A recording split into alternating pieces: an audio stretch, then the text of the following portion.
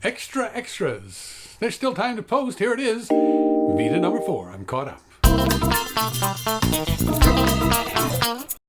For now.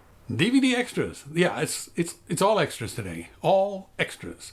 If you're regular, you know I usually end my videos with some odd and random bits that relate to the main topic. I call them DVD extras, an homage to an obsolete format for home video. But today, there is no main topic. It's just the extras. Well, there is a main topic, but it's in previous videos. Yeah, I'm serving leftovers today, but they're good. Maybe I can entice you to watch some of those old videos if you missed them. They haven't gone stale, you know. YouTube keeps them flash frozen until you click. Then they're thawed out and served up hot and steamy. A great hot and steamy pile of video.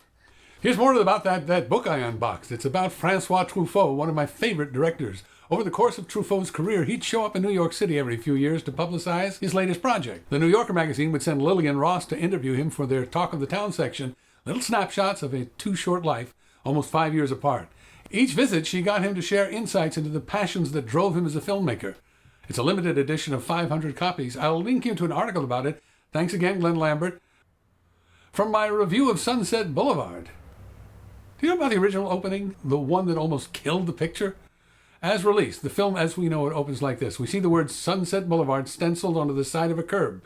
And the camera pans to the roadway. And as it looks down the road, we see a police car. A lot of police cars coming toward us. They and we discover a corpse floating in a swimming pool. Classic opening. But as first written and shot, it's not that. Same first shot, Sunset Boulevard stenciled on the curb. But when the camera pans to the roadway, instead of cop cars coming towards us, there's a hearse driving away from us. We follow the hearse to the county morgue. Attendants unload a corpse, wheel it in, remove its soaking shoes and socks, fit the bare foot with a toe tag, wheel it into a cold room with a bunch of other stiffs. And as they leave, they turn off the light.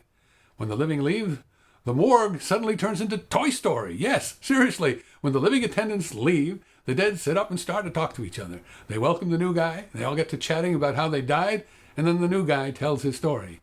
Well, preview audiences howled. Not in a good way. They did not take well to Toy Story zombies. Picture was delayed for months while Wilder and team figured out the new opening. By the way, if you have Sunset Boulevard on disc, you can see the script pages for that original opening somewhere on the extras. You can also see some of the shots that were made for it.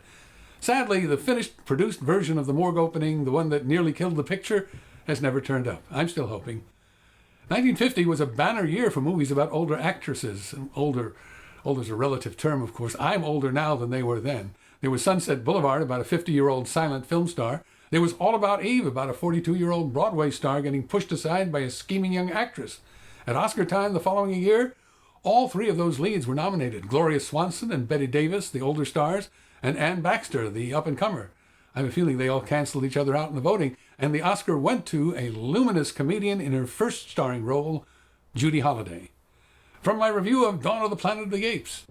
Speaking of awards competitions, I mentioned that Planet of the Apes got the first ever Oscar for makeup.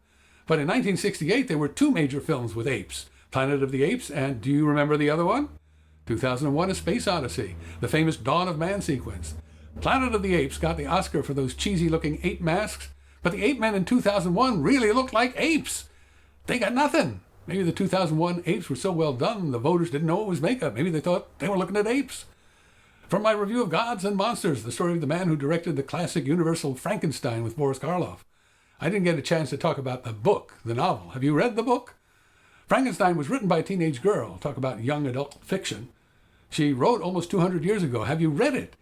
It's like an extended Tumblr post about body shaming. The creature's hideous. People shun him based on his looks. He takes it poorly and starts behaving badly. The book is kind of rambling and meandering, like a Tumblr post. There's stuff in it that seems almost contemporary. The position of women, treatment of women in Muslim lands.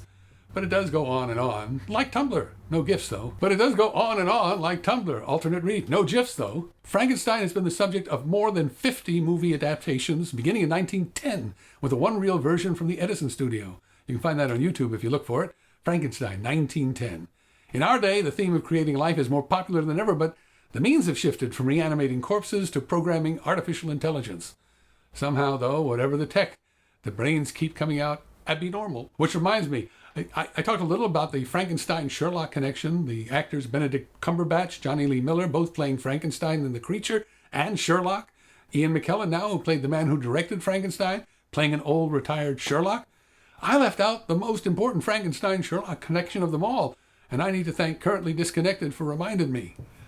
My favorite, absolute favorite Sherlock-Frankenstein connection, Gene Wilder, known to many as the guy with a candy factory filled with singing Oompa Loompas.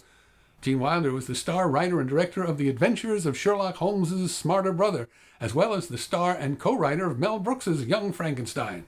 Until next time, I'm Frau Blucher.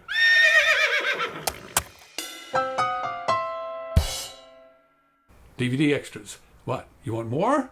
I'm out, sorry. Here are the film reviews mentioned in this video. If you missed any, you know what to do. Don't know what to do? Click. Truffaut's Day for Night. Sunset Boulevard. Dawn of the Planet of the Apes. Gods and Monsters. Thanks for watching. Tomorrow, VEDA continues and I get a second chance to fall behind. Bye now.